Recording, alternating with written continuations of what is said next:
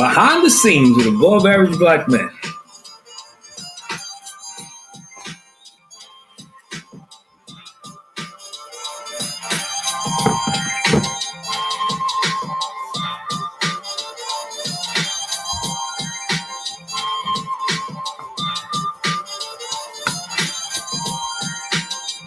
I've been on the scene, but I had a call from McKinsey.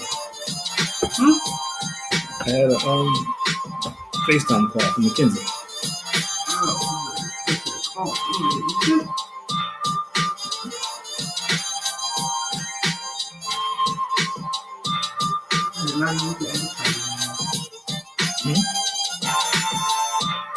No, I had a title of the show to live.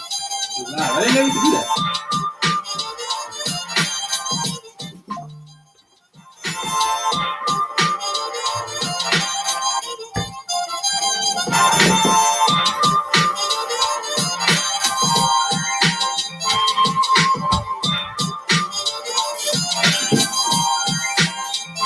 You almost ready? Play the whole song here, man.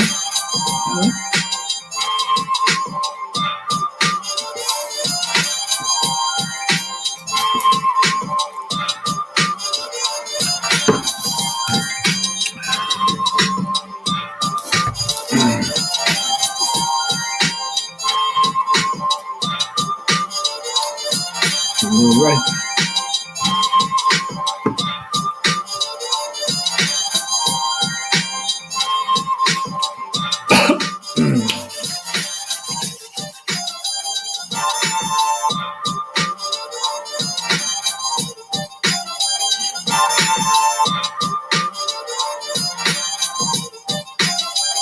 Coming on beer, man.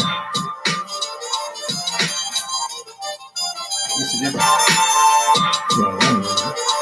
I feel V-shaped. I can't grow my beard that long, so hey. While Devin's getting ready, I want to say welcome to another episode of Above Average Black Men. Yours truly, Chris Bender Sr.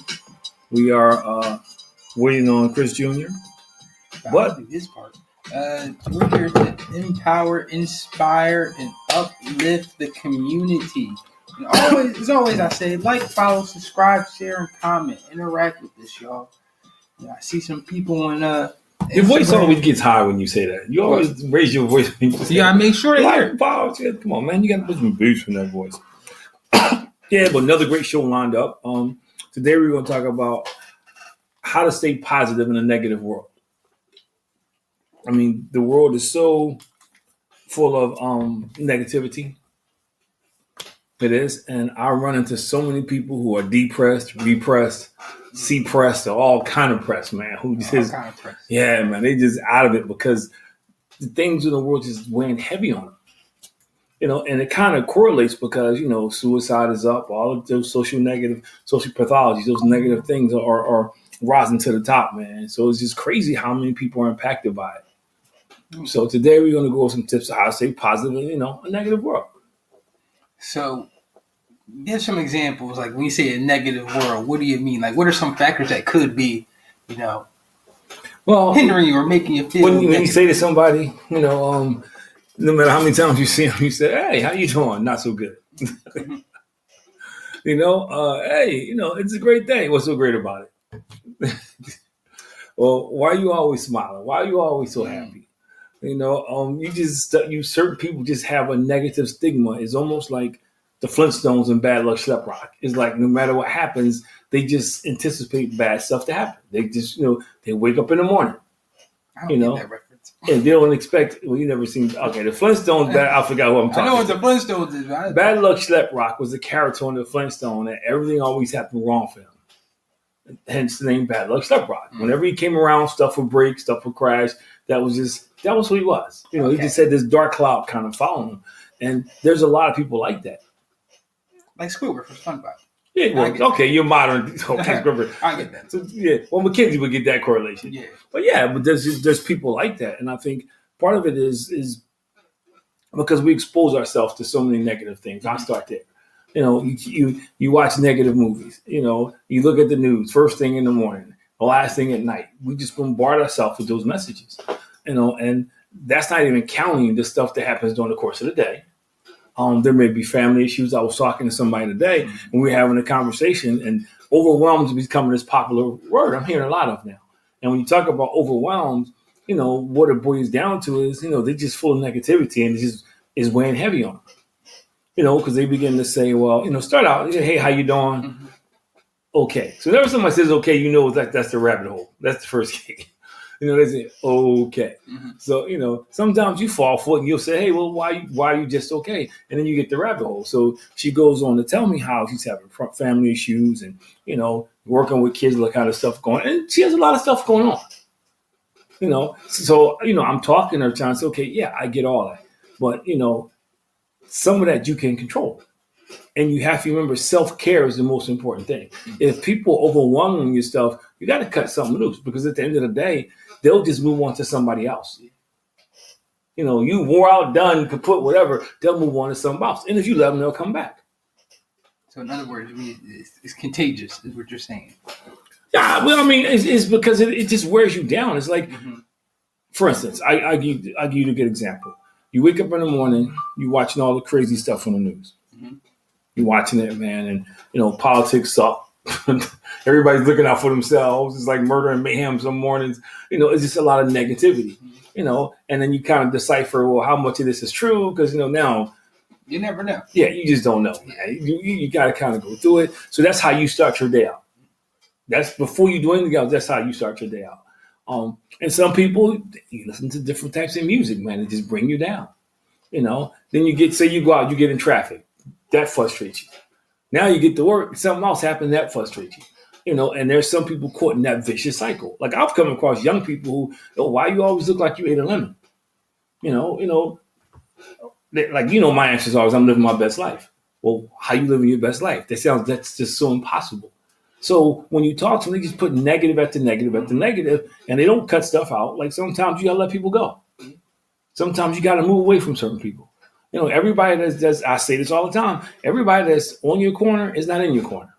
So you have to figure that out. And so you just get so full of negativity. Next thing you know, man, you're depressed.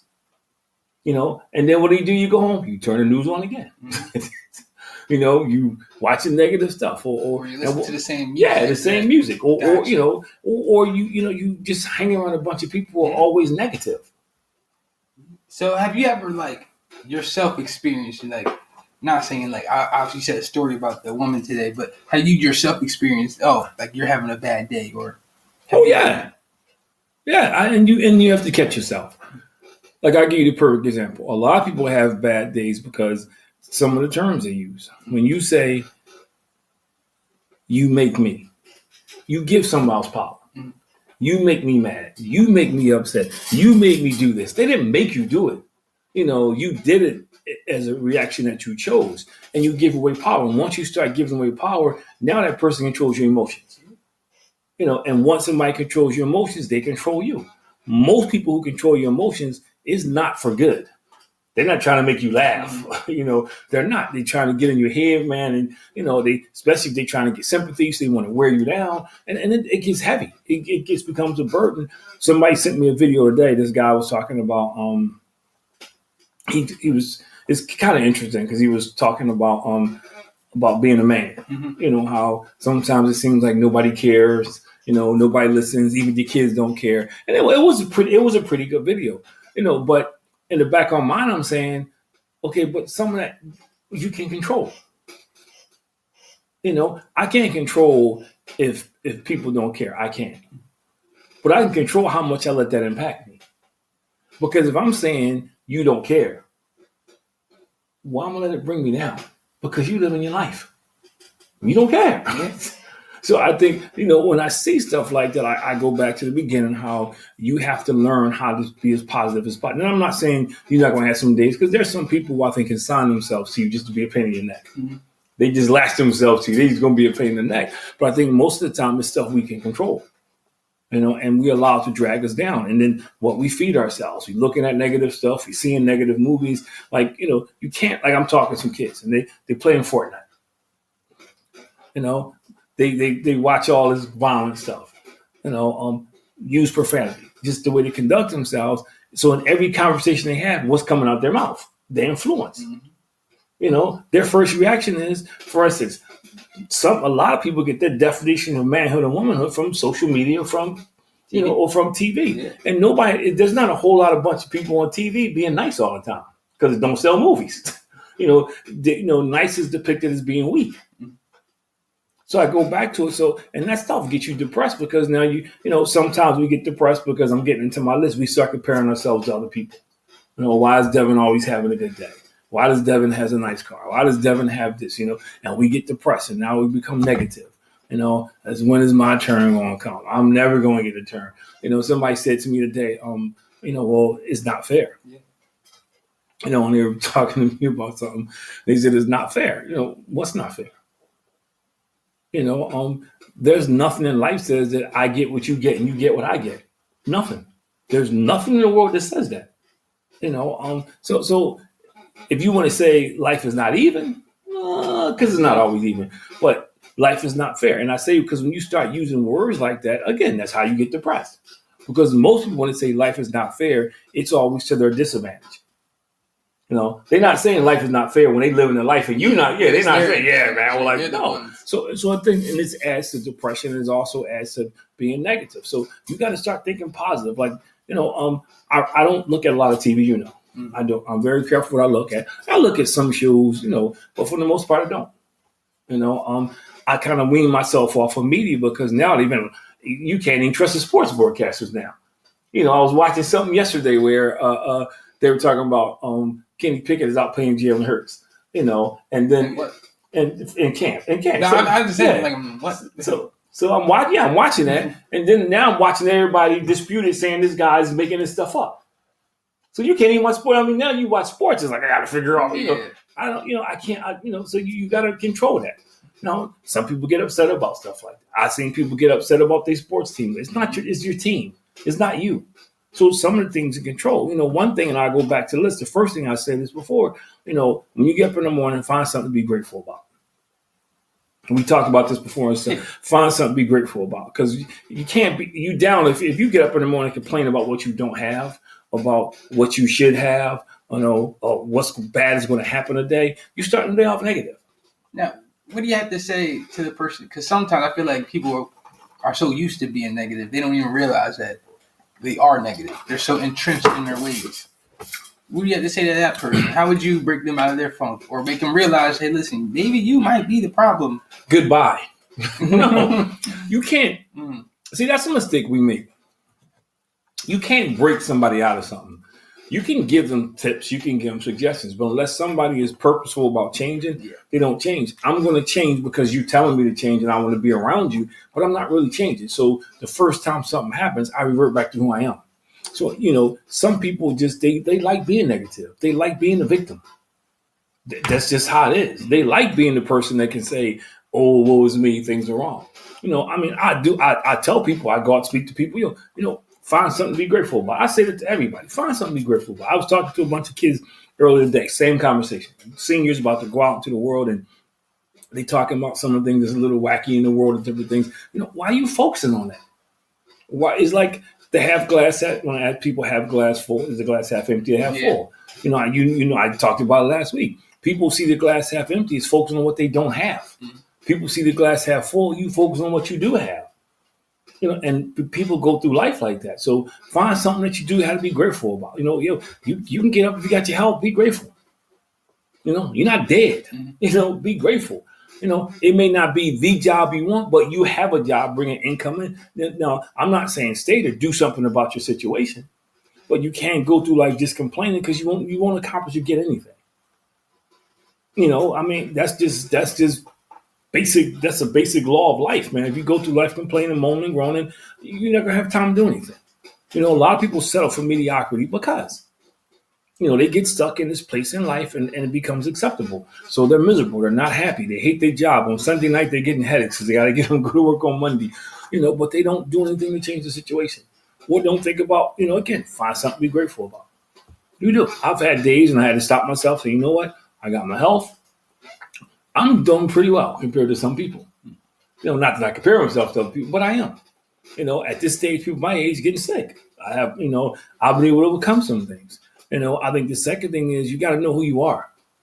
Because once you figure out who you are, you begin to understand a lot of your situations are just temporary. Mhm. And what I mean by knowing who you are, destiny is not a matter of choice. I mean, chance. It's a matter of choice. We all make choices that kind of lead into our destiny. So once you figure who you are, you got to make better choices. I choose to watch the depressing stuff. I choose to put the depressing stuff in. I choose to hang around people who are just going to be moaning and groaning versus I got to find some positive people, versus I got to find out who I am. What do I like? What do I like about me? What do I want to do with my life? What excites me? What gets me, fired up in life? You got to figure out who you are. And then once you figure out, people won't be influencing you. Once you figure out, you can always find the silver lining and stuff. It's like Les Brown said, if you get knocked down, make sure you always fall on your backs because as long as you can look up, you can get up. And I think so you have to get into that mindset because life is not easy. Like this thing called life, man, it's rough. Mm-hmm. Yeah, so it's funny that you say that, and lately I've been on, my whole list kick, especially when it comes to a lot of these topics. And I actually have another list. This is just straight from Google, ironically. And it says, stay positive in a negative world. This is sources all across the web. So there's a little list here. And then I don't know if you also want to make your own list or compare. But a lot of these things that you already said are already on here. They stole my stuff. I mean, it could be. Who knows? Nowadays, AI and everything, they have the ability to. It is AI. But see, it's funny you should say it because I think that's another reason why people get depressed. Because you no longer have to be creative. When you get to I look at myself. When I'm creative, when I got to think of stuff, man. I'm at my best. Yeah. I don't have time to be. But now you can just hit a button and create something, man. How do you distract yourself now? You really can't. That was a form of expression, being creative, man. Whether it's, now short of playing sports, just some physical activity, people just press a button and do stuff now. I just look at social media. There's no creativity in that. I'm looking at social media. I'm looking at a bunch of people who aren't recording social media better than me. It's not making me feel good. Man. So on the list, first, it says practice gratitude, avoid negative habits. Or people. Give freely. Check yourself. Back up. That's a good one. And some people will. Why do you think that's a good one? Will disagree because the average person, not everybody. I feel good when I do stuff for people. I do, and you get to a point eventually where you don't expect stuff back. You do it because it's a good feeling. When I go like today, I spoke to a bunch of seniors and juniors today, co-ed group in the school today. And it was kind of off the cuff because I was expecting all guys that I've been meeting with, so it was different, But I felt good because you share with them, you pour into them, and they're listening. They're asking you questions. You feel good about that. I feel good when I do the toy thing every year. I always leave that thing with a great feeling, man. The toy drive, I do. I always leave that with a great feeling, man. Like wow, I'm helping people. When we do, I got this thing coming up in June when I do the thing down at Discovery Center. We do the free team building and lunch and everything. I always feel good after that. And I don't do it because I want something back. I do it because it makes you feel better. All right, I like that. Another one, check yourself. Yeah. Find positive friends. There's laughter. Yeah. And make a gratitude list. And I'm really wanting to know what you think about the gratitude list one. Well, what do you think about that first session, obviously? Well, I think the gratitude list, I think I get it. Because if it's like, I'm huge on telling people to write their vision down. Yeah. I'm huge. Write it down so you can see it. So, because the more you see it, the more it becomes a part of your DNA, and you constantly reminding yourself of where you're trying to get to. So I see the gratitude list because when you see stuff, it sticks to you. You're not going to forget stuff you have written down. There's some days you might not feel good and you might not remember the stuff you're grateful for. So I like the gratitude list. I think the gratitude list is a good idea, especially for those who may struggle, remembering it. So yeah, I think you do compose a list. And you gotta have. I think you have your go-tos. Your go-tos is like my go-to is my family. I'm proud of my family. That's my go-to. Doesn't mean they're perfect. You, Christy, but that's my go-to. I've been married almost 40 years. That's my go-to. When sometimes in the morning I go step out on the back deck and I thank God where I'm at because 2 + 2 don't always equal 4. I could be in a lot of other places than where I am right now.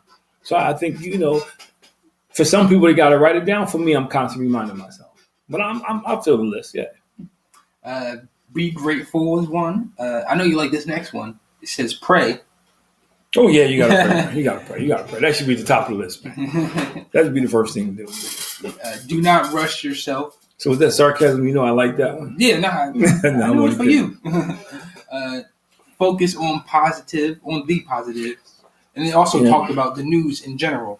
So right along the lines the same thing you're talking about. Avoid negative people. Think positive thoughts. Exercise and eat well, which that's probably my favorite. Well, and I'll back up a little bit because when I'm talking to kids, I always say, when I talk about leadership. Leadership is about influence. It's not about titles. He or she who has the most influence is going to be the leader. So, and I take the next step is we all have different influences in our lives. And like, I'll be talking to a group of kids. Well, I'm not influenced by anything. Yeah, you are, because you wear a Nike hoodie because you saw it somewhere. You weren't the first person. You wouldn't put that hoodie if everybody was wearing a Reebok hoodie. The average kid wouldn't put on, for instance, you got shirt on. But you don't, because we influence. We don't know. We influence by what comes on TV. We're influenced by what somebody says is popular, what somebody says is no good. We're influenced by it. We all can find something that we became attracted to because somebody else introduced us to it. And we became influenced by it. People in marketing understand it. You can watch the Super Bowl and you can eat a full-course meal before the Super Bowl. By halftime, you're home because all the food commercials come on. Some people drive cars because, hey, somebody drives his car. Or they believe this car is going to get them to a status. It's like the person who bought LeBron James and can't play basketball a lick. Michael Jordan made a fortune off of Be Like Mike. You might want to be like Mike, but everybody bought the sneakers because Be Like Mike. Mm-hmm. So we're constantly being influenced. We just don't, want to acknowledge it, or some of us don't realize it. So if I flip it over, it's the same thing about negativity. You're being influenced by bombarding yourself with all those negative messages. So it just starts to wear you down, or you become numb to it, which is worse. Yeah. Where 10 people get shot and you're like, well, life goes on. That just happens. That ain't the first time that happened. That's the other part of that. When you start to get a negative, when you get that negative vibe and you become negative, you get numb to a lot of stuff. Start to normalize things that shouldn't be normalized. Because it becomes an expectation for things to go wrong. Now, I had a question, on this particular one, because it says surround yourself with positive people, find positive friends. What if you're surrounded by a negative person? It could be like in your family. It could be your partner, your significant other. What happens then? You create space. Now, notice I didn't say leave. So nobody go say I said leave. That's not what I said. You create space and you find time to be by yourself. If you find the person that's draining you, you create space. I got the man cave. So for me, if that was the case, I could come down here. This is my fortress of solitude. Superman had the fortress of solitude. This is my fortress of solitude. You could put on headphones, listen to music. You got to put positive stuff in. Mm-hmm. Positive music. Yeah, positive music. What you look at on TV, what you listen to. I read. First and foremost, I read my Bible.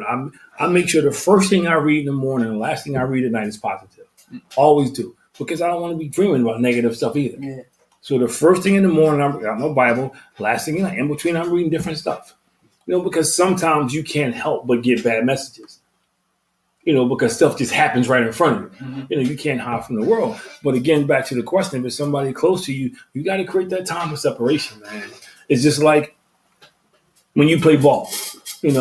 At some point, you got to replenish. At some point, you got to sit down. You can't play game after game after game after game and just play all day. Because if you do, you get worse and worse and worse and worse. So at some point, you got to kind of step away and sit down. It's the same thing in life. At some point, you got to get away from the negativity.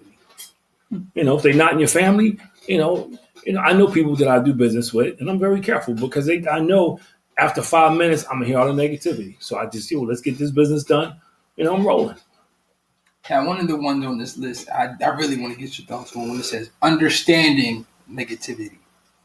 Yeah, sometimes you have to kind of look at the source. It doesn't mean you have to become a part of it, but one of my favorite things is I like to say is a lot of times we deal with the symptom and not the cause.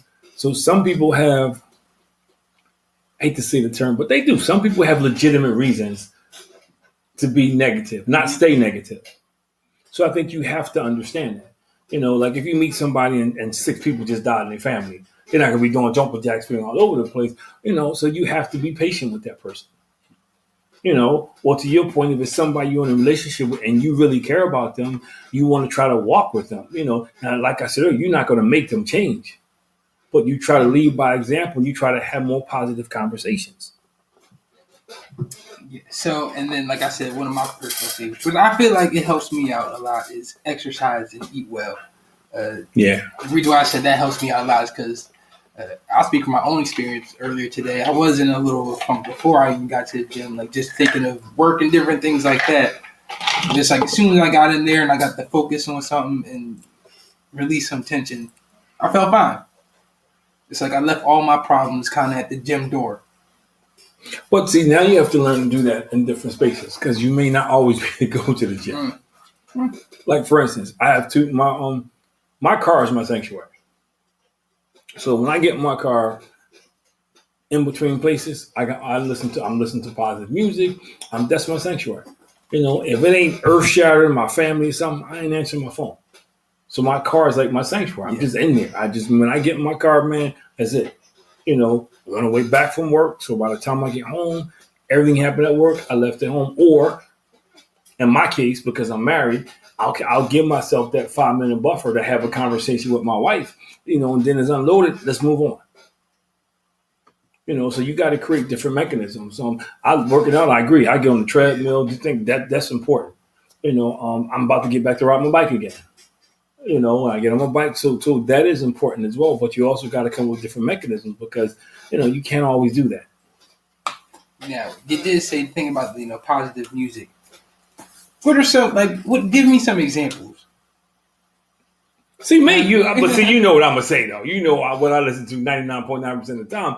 I'm listening to gospel inspiration. That's what I listen to 99% of the time. But I love me some jazz. Now don't get me wrong, I love me some smooth jazz, man. I was about to say because not everyone. I love me some smooth jazz, man. You gotta find your cup of tea. Yeah. I love me some smooth jazz, but and I do like old school R&B. But if I'm depressed, I'm not gonna start playing love songs. You know what I mean? And plus understanding that, different types of music also evoke different types of feelings. You gotta remember that too. But for me, my go-to is always inspirational music or jazz. The other day you asked me what I listened to, this neo-funk they have now, which is kind of like I guess it's a toss between jazz and funk, but it's a heavy Afrocentric flavor to it. I love that, man. Like the Afro beats kind of. Yeah. I love that, man. I put that thing on, man. I'm in heaven, man. Mm-hmm. I just, and I can work and do what I got to do. I definitely did really like that playlist. But I don't know. I'll say this. I feel like and I can even speak for myself, I feel like the problem with a lot of people where it comes from is you're kind of attached to social media all the time. And it's like you view one negative thing, and that's when we were talking about the whole AI algorithm. Now, half of your timeline or half of your For You page is all this negative things and different things like that. It's like you said, you really have to control your intake of what you see. If you're watching things about the war in Israel, different things like that, a lot of stuff is going to cross your timeline, and it might affect you in one of the worst ways. Yeah. Somebody sent me a video today with Robin Williams in it, and it's an excellent video. As most people know, Robin Williams committed suicide. Yeah. But he did this video before he died, and what he talked about was, how we gotta live our life, man. Basically, man. How sometimes we focus on all the things that's wrong. And we miss life. We miss those great moments, man. We don't celebrate those great moments. And it's a shame that he got to the point where he ended up committing suicide. But he's right. Most of us, we're so busy being depressed. We're so busy being negative. We miss the best part of life, man. And life is worth living. This thing called life, it can be daunting. It can be overbearing, but can also be the best experience you've ever had. But you and the thing about life is you get to choose. You don't choose what happened to you, but you can choose how you respond. That's your choice. You can choose to be miserable because stuff didn't go your way, or you can choose to say, let me look at the bright side of things. Hey, I'm embracing life. I see the glasses being half full, not half empty. Again, not comparing yourself to people. I want to make that abundantly clear. But the average person can probably look around and say there's people that are a lot worse off than they are. See, that's the hard part though, because naturally people like to compare. People are impatient. We're probably one of the most. Well, I'll say we are the most impatient people. Oh, definitely. Definitely, the human race as a group. You may have some outliers, but as a whole, especially nowadays, people compare. People is like, oh, I want what he has, because different things like that. Like, what do you do to combat that? I know you got to think positive, stay in the moment, but for a lot of people, that's tough. Everything is not for you. Everything is not for you. For instance, I like nice cars, but you know what? I'm not the guy that's going to be out there washing the car. And I wash my car a lot. But I ain't going to be out there every day. I ain't the guys who park on the other side of the parking lot so nobody won't park next to it. So I'm not going to go out and spend $82,000 on a car. I don't get me wrong. I like a lot of cars. But to me, it's not a good investment because I'm not going to take, you know what I mean? To me, when you spend that kind of money, you got to take care of your vehicle. That's not me. Sometimes I drive a little long before I wash it. Sometimes I go along for a vacuum. I got McKinsey in the backseat and ice cream. So I think, I would love to ride around the BMW and things of nature, but does that work for me? Yeah. That's the question you got to ask. Does it work for you?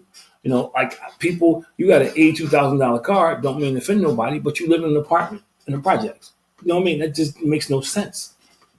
My car depreciates over a period of time. Your property can appreciate over a period of time. So when you get into real estate, you know what I mean? You got to start thinking like that. And I think a lot of times we get desires intertwined in there. Yeah. Because I want to have this again because I want a status. I want people to know I got a BMW, man. I'm driving, Audi. I'm driving this because it's the status. But the question is, are you happy?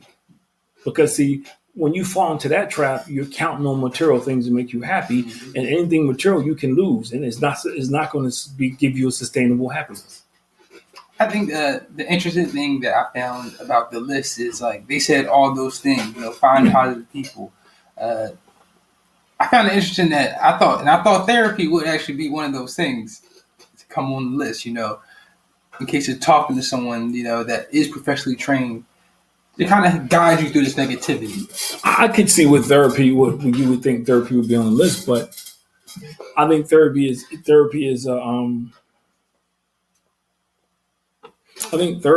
a way to help you get there. Mm-hmm.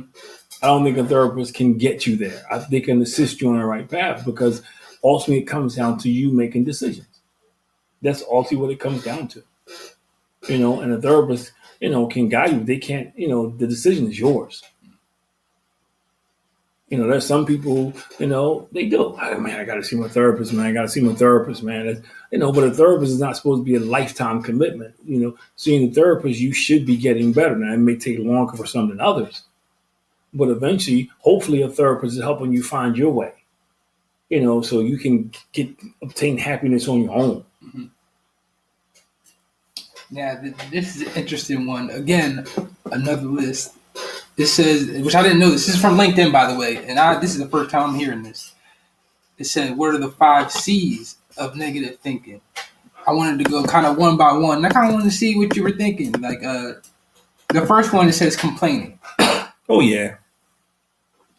So it's like when you hear complaining, like kind of explain like that, and then how would you get through it?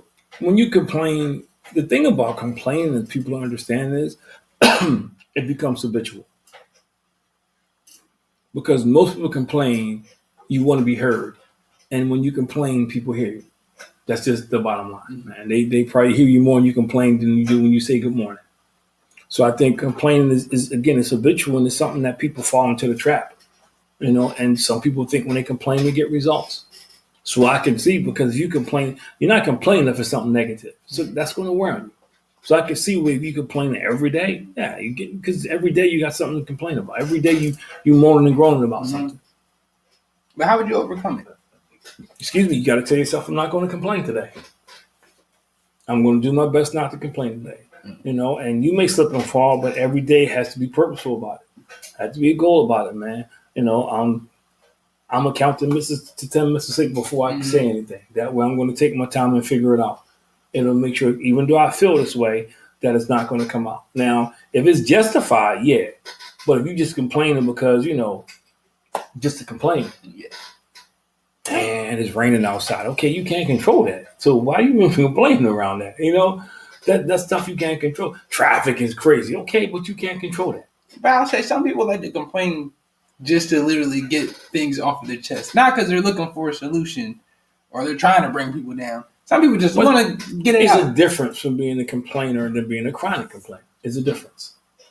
I think you can't help yourself but to complain about something. Yeah. Whether it's a football game, baseball game, basketball game, you can't help yourself but to complain about something. But there's a difference from a chronic complainer who complains about everything. I like that. The next one is criticizing.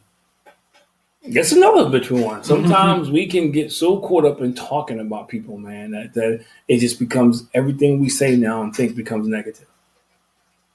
Everything we say and think, we invest so much time tearing people down, man, that it tears you down.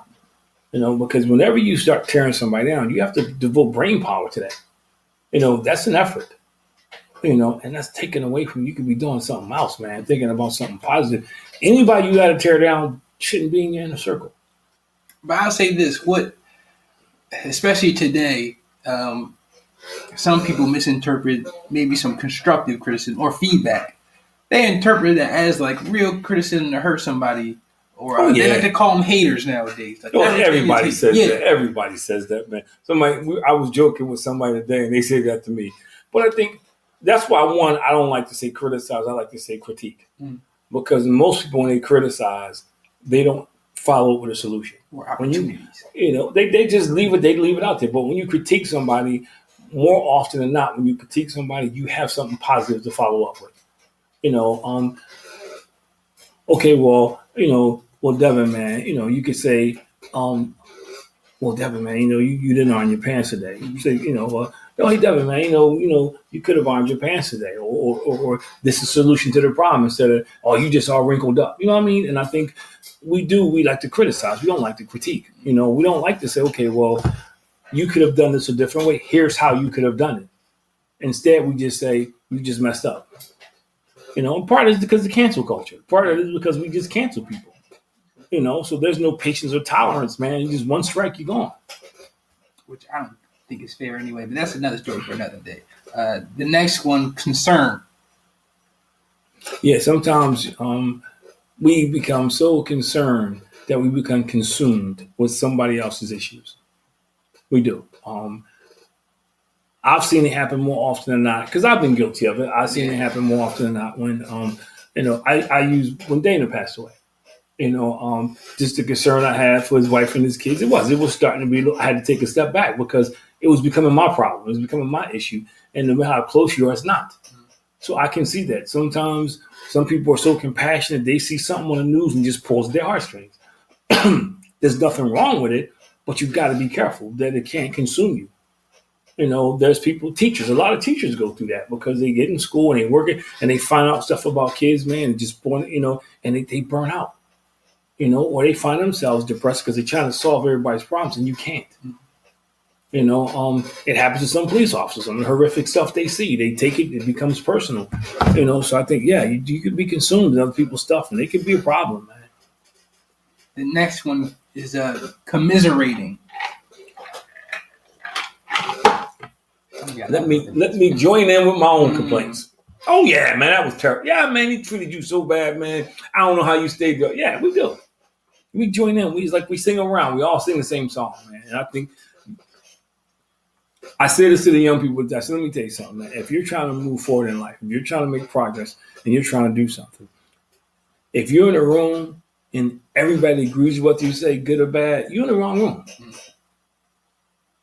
Because one, I don't think there's a situation where everybody, if you're dreaming bigger, and you're dreaming in more detail, there's no way everybody should be agreeing with you. If you're complaining and everybody's joining in complaining and they're not saying, well, no, it's going to be okay, you're in the wrong group. Because somebody should be able to say, hey, it's going to be okay.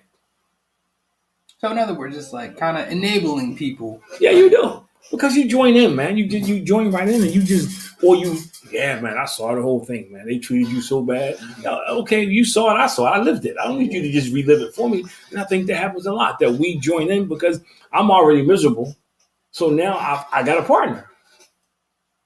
Now, because I want to go back a little bit. You think it would be better to offer solutions instead of enabling people, but at the same time, someone might think of that as criticism as well too when you're trying to offer solutions. Well, it's two sides, and I'm going to say this, and some out there is not going to understand. Everything is not for you to get involved in, and I learned that. Mm-hmm. Sometimes, and I'll give it from the spiritual side. Sometimes God allows people to go through stuff to grow. Mm. And he doesn't need you to interfere. That person needs that to happen to them. That person needs to go through that thing to mature and get to the next level. They don't need you bailing them out. They don't need you because some people never learn that way. They never learn that way. And the expectation is, okay, I know Dev's going to bail me out. I know Dev, so they just keep doing it. And then on the regular side outside, if there's such a regular side versus that, it's the same thing. You have people who just take it for granted now.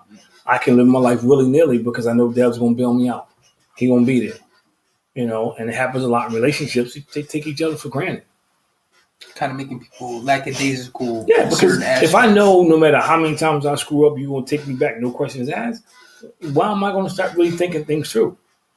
Now, again, I'm not saying dump anybody. That's not what I'm saying. But when you screw up, you should have some level of remorse.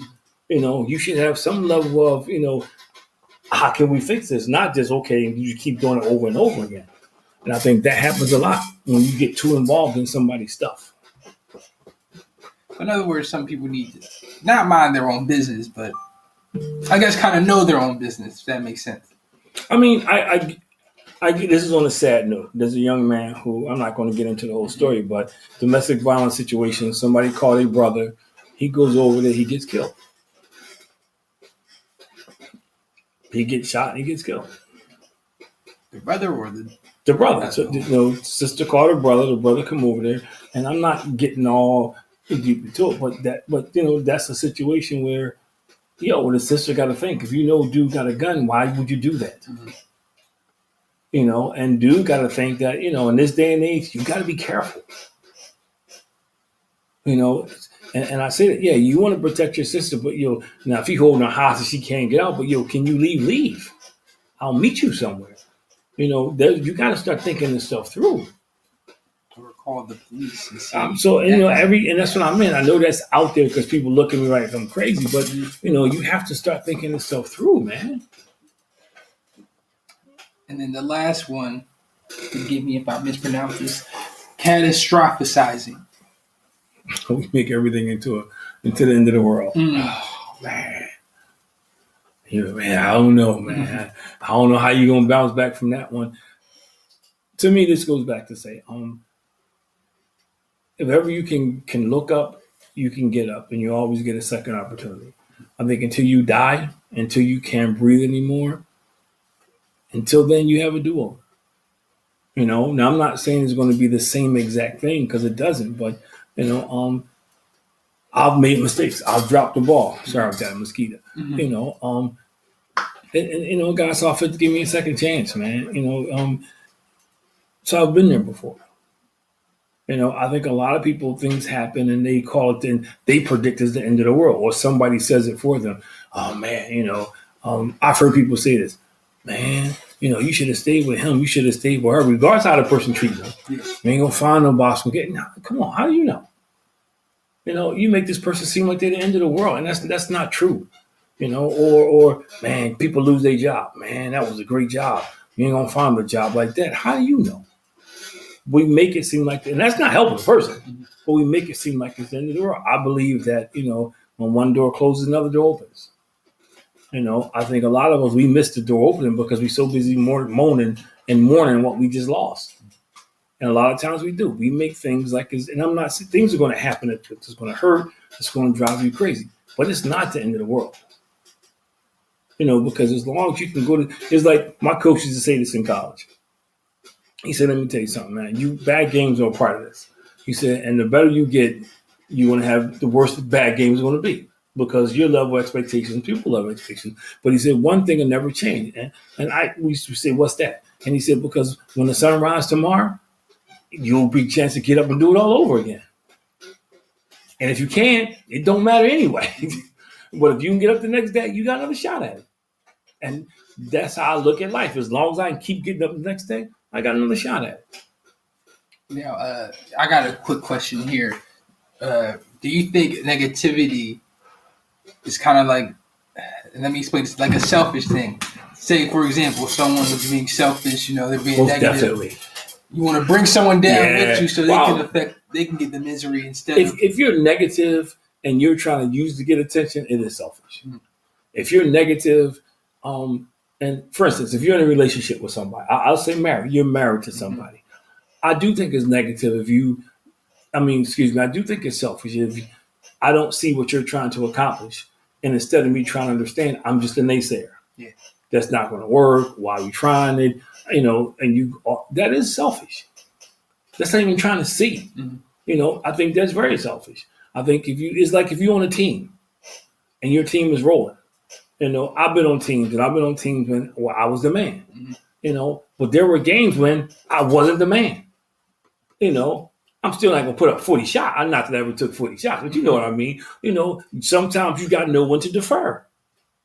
Because the bottom line is winning. It's the same thing in life. The bottom line is winning. So there's some times when you got to say, you know what, I'm gonna keep this negativity to myself. I'm not going to bring somebody down who's hustling, trying to make this thing work. I'm not going to be the one to be like a millstone around his neck, weighing him down, or around her neck. So yeah, I think sometimes it is in selfishness because you're going to know that I'm miserable. I need you to know that I'm not happy. Mm-hmm. I need you to know, and why? Or I don't need you reminding me over and over and over and over and over again. So I think it is a hint of selfishness there. Now I know we talked about the whole negativity thing, how it spreads and different things like that. But I kind of want to flip it to the other side. You're like you said, you're a pretty positive person. Yeah. How would you spread those aspects? To make a change in people's hearts. Like, maybe I should look at the brighter side of things. Well, I can say this. Miserable people don't want to be around people that's not miserable. They don't. You get on their nerves. So either they'll separate themselves for you, or they'll start to come around. Mm-hmm. And some of them stick around because they're curious. To me, I always say I'm living my best life. Does that mean every day is the greatest day of my life? Nope. It's not.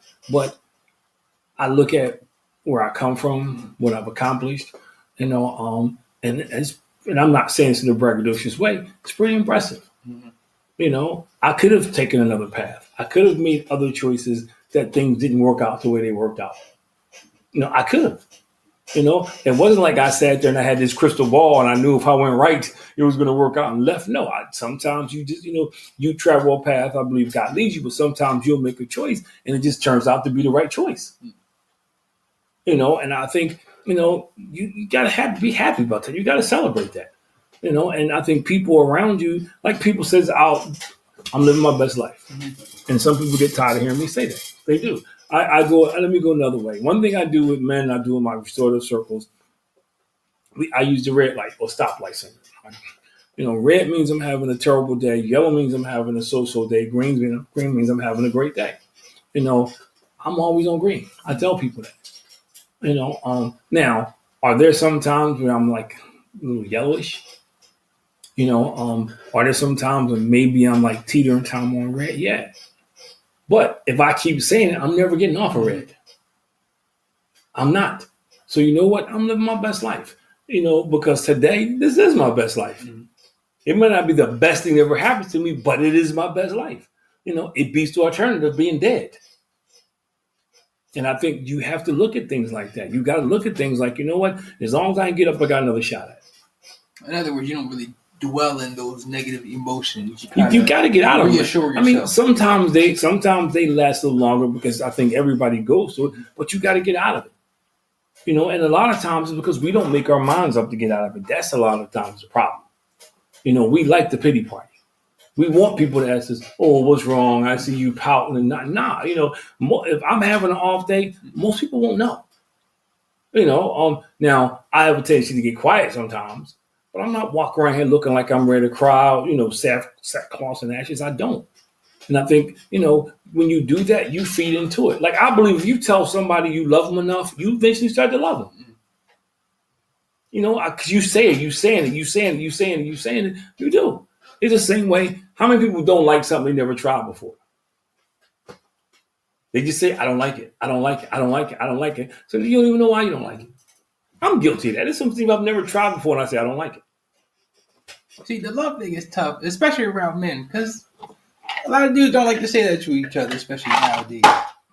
That's a whole show. But I deal with that too. See, and I think, sidebar, we get back to it. See, I think that's one of the problems we have in society.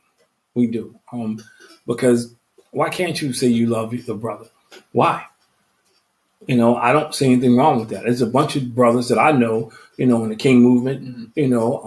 I've known Tommy Franklin since first grade. Yeah. I've known Isaac since kindergarten. I got friends like that. And we say that to each other because we do. We know what we've been through to get to where we are. And we have that, we like family. We like brothers. So that's what we say. And I don't care. Whatever you want to take it and run with it, take it and run with it. Now, as far as positivity, is there, while we kind of come to a close a little bit, is there like a certain, it could be a podcast, a couple Bible verses that that you keep on hand? Is there some specific songs that may keep you up in the spirits and you may want to recommend for people listening? Man, there's so many things I do. You always see me because sometimes you see I listen to certain songs over and over again. And I do. Thing about something, I'm terrible when it comes to names. Mm-hmm. I am. But I think, Bible verses, he who's in me is greater than he was in the world. Whatever I'm going through, man, is a great thing that can happen to me. Right now, I'm going through, you probably don't read the devotions I send you, but I'm going through Job. I do. And it's the first two chapters God says to Job, and I think it's amazing that the response when the devil is going to and fro and they're having this conversation. Look at my servant Job, and the first time he says it, you kind of get it because Job has everything going on. But in chapter 2, he says it again, and that's after the devil took out his family, took out all the chosen thing, but he still was able to maintain his integrity and character. He was still able to obtain his faith in God, his trust in God, and I think things like that, do kind of inspire me, man, because it reminds me, first of all, is that my time on earth is not going to be measured by what I've accomplished years from now. People are going to, what did I do while I was here? If I leave a car to somebody 5 years from now, the car is going to be old. Hopefully I left something with somebody that's going to outlive me. So I think that's how you kind of got to look at it.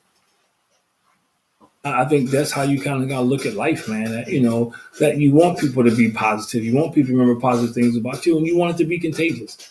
I would like to think that, when I leave a room, whether I'm speaking or whether I'm hanging out with friends, I leave it better than when I came in.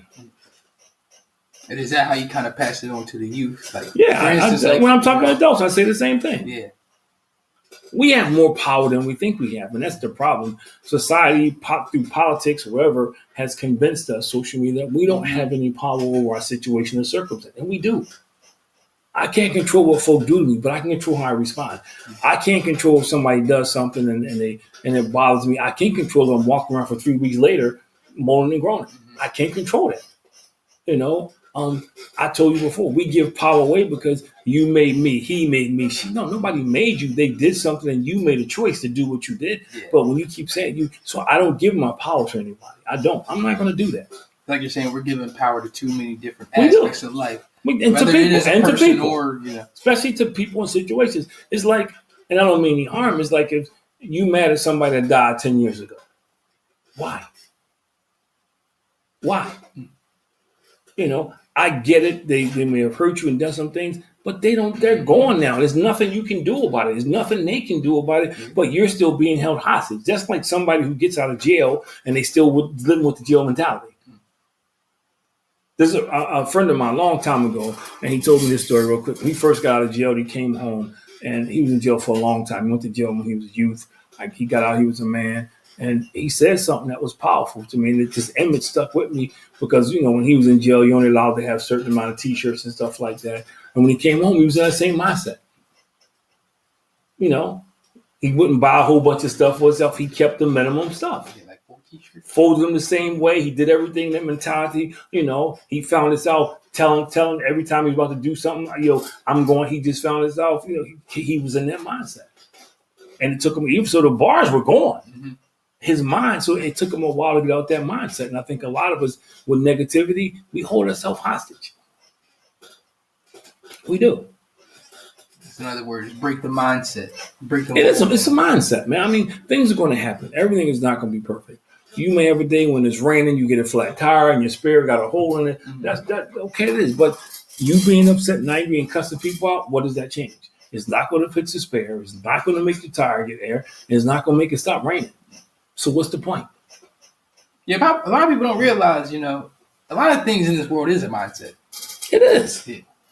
It really is a mindset. And like you said, it's with your intake, whether it be the music or the movies or TV shows, with your kind of intake, you kind of release that energy back out into the world. I learned it when I was playing sports, that even in sports, it was a mindset. Mm-hmm. That if I went into a game, whether it was baseball, basketball, football, and I went in with the mindset that I was going to dominate, 90% of the time I did. Mm-hmm. But if I went the mindset, so-and-so's on that team over there, so-and-so, the performance wasn't the same. So for me, I'm going to win. It's like, I remember a very good friend of mine, his brother was coaching us. He used to tell us the curveball was a figment of your imagination. It was an optical illusion. And I just say, yeah, until you get hit. Until you get hit by one. Yeah, but for me, I just saw the ball hit the ball. I never got into I see the ball hit. That was my philosophy. I'm not going to get up here and guess and start, see the ball hit the ball. That is the primary function. Basketball, the ball goes in the basket. The guy who puts the ball in the basket the most, that team wins. Yeah. Simple equation. And life can be that simple. When we start getting into, because Devin got an ugly jump shot, or Chris got a pretty jump shot, or my jump shot is flat and all this stuff, but the flat jump shot is going in the basket, that's who's winning the game. And that's how we do in life. We focus on the wrong stuff. And I tell people, man, the bottom line is you cannot let people put a value on you. And the minute you start thinking negative about yourself or negative about your situation, you allow people to define you and put a value on you because you never see your full potential. You never see who you really are. And there's too many people around here who are living a mediocre life because they never saw any full potential because they don't see the value in themselves. So you're trapped in a bad relationship. You're trapped on a bad job because I can't think they're going to get no better.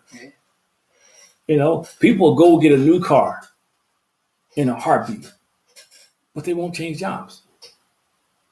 They'll complain all day long. People don't work on their relationships. They just complain about it all day long. But the minute something happens to the car, they take it to the shop to get it fixed. Mm-hmm. And I can go 2 days without my car being fixed, but you won't fix your relationship. And that's what I mean. You don't complain. You don't sit there. Hopefully you ain't complaining, man, my car ain't running right. You don't sit there for 6 weeks. No, you take it to get it fixed. So it's the same thing with something negative in your life. Get it fixed. And then just to leave it, I did see this quote online that I really did like. Now I'm reading it more and more. And it says, your outlook on life, that's like what really counts. And I really every time I'm reading, I'm just like, I understand kind of where they're coming from, the outlook on life, your outlook. If you look at a positive way, then I feel like more positive things will happen. My counter to that is, don't allow your perception to screw up your reception. And what I mean by that is, never allow your perception of the truth to prohibit you from receiving the actual truth. Too many of us, our perception is why we're in trouble. Because we think, I can't get any better. We think I'm not good enough. Mm-hmm. We think this is the way my life is going to be. We think this is who we are. And then when things happen and let you know that you can do something different, you don't even receive the truth. Because your perception is so strong. that you can't see the truth when they smack you upside the head. You know, somebody come offer you a job and, well, I don't think I'm worthy. You know, most times people don't offer you a job, they don't think you can do it. Yeah. You know, so your perception versus reception is huge. It's huge. Gotta get out your own way. And some people say I'm arrogant. I've heard it before. Some people say I'm cocky. You know, I just, you know, and you know, I wrote about devotion. Same thing I told y'all. Yo, you always walk around like you own the joint. You should never walk into a room like you're defeated. You should never walk in a room like. And when I first started out doing this, before I became successful, you know, and I'm not great, but I'm pretty good at what I do, and not in a braggadocious way. I used to always walk in and wonder if I belonged there. You know, and I remember something my dad told me. My dad said, "Nah, man, you always walk in and wonder if they belong in the room with you." Because you walk in not knowing them, assuming you don't belong there, but you don't know them, so you don't know they belong there with you. That's the attitude you got to take, and that's the attitude I take. You know, somebody said this about me, and it's not my problem. They said, "Hey, you know, you make me feel like I'm not smart." That's on you. Yeah, it's a personal problem. You know, I worked hard at my craft to learn. I've made a bunch of mistakes to learn the stuff what I do. I'm not going to dumb it down just to make you feel good. That issue is your issue, not my issue. Because I don't care if I'm around somebody. I have a friend of mine, Damon Richardson, and we talk once a week on Tuesdays. This dude is super intelligent. He is. The way he presents things, the way he says things, I don't feel intimidated. I learn from him, but I also know I have things to share with him. It may not come out the same way. You know, but yo, $100 bill is $100 bill. Whether you ball up or whether it's brand new, it still spends the same. It don't change. It's still $100 bill. The value is not going to change, whether it's spick and span, brand new, you know, or whether it's on a Visa card. You know what? It's $100. It's $100. So your value is your value. It may be different in the presentation, but doesn't mean you're worth any less. That's an awesome point, and I think we should definitely leave off there, unless you had any final thoughts. No, I wish I could. This video is like Robin Williams, man. It's crazy, man. And I know I'm not going to play it, but I like the video because he goes in this huge conversation, man, about life, and he shows, you can see the highlights of all the movies he's played in, how these great times he had, and he's narrating it. It's almost like he's leading up to his death. You know, but he's showing highlights from the movies, and life is like that. If we all take our time and stop and paid attention, you know, we got a lot of highlights in our life, man. Mm-hmm. Now, it may not be like Michael Jordan, may not be like Allen Iverson, but you know what? It could be like somebody who spent 20 years in the league and did all right for themselves. You know, you made the team. Mm-hmm. You know, my attitude in life has always been this, and we can close around this. I may not have always been the best person, but nobody could ever say they outworked me. That's it. What I'm doing now, you know, when I was playing sports, you were not going to outwork me. You were not going to outwork me. And I think when it comes to working on yourself, is being happy and being complete, you know, and not being pulled into this negativity, you got to have that attitude, man. You know, you I don't care how hard you work at making me negative. Nah, it ain't gonna work. I like that. I just gotta go with that. That was really deep and profound. I want to say thank you to all the people that, you know, tuned in on Instagram, YouTube, Facebook, and to the people who are going to watch this in the future. Thank you in advance. Shout out to Chris. I know he couldn't make it. I know he's somewhere safe. Again, we're here to empower, inspire, uplift the community, and I'm always here to remind y'all to like, follow, subscribe, share, comment, interact with us. You got anything upcoming? Or? Nah, that's it. Yeah. Same time next week. Same time next week. If you have any topics, let us know. You can hit us up on, like I said, Facebook and Instagram. If you have something you want to talk about, if you want to be on the show, let us know. Yep. Another great episode of Above Average Black Men. See you next week. Same space, same time.